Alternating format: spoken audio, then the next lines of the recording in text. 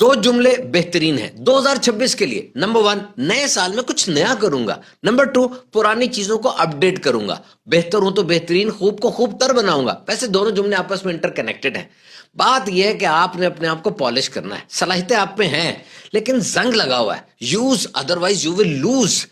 دیکھیں چیزیں تو دو ہی ہیں جن پہ ایف یعنی فل فوکس رکھنا. ایک ہے ٹائم، ایک ہے نالج. ٹائم پہ اس لیے کہ یہ تھوڑا ہے، اور نالج پہ اس لیے کہ یہ بہت زیادہ ہے، اچھل رہا ہے، ابل رہا ہے ہر طرف. دیکھیں social media, electronic media, chat G P T, بہت کچھ ہے.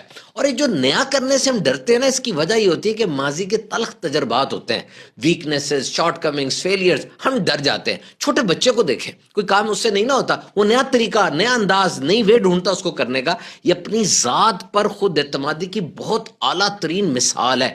ٹائنی ڈیٹیلز، چھوٹی چھوٹی باتوں پہ توجہ رکھنی ہے، لیکن وہ بگ پکچر جو ہے نا اس کو نظروں سے اوجھل نہیں ہونے دینا. اصل موٹیویشن تو وہی ہے.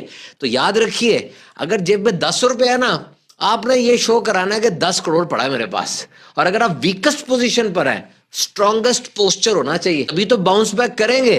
تو جناب 2026 کو بہترین سال بنانے کے لیے کوشش شروع کر دیجئے.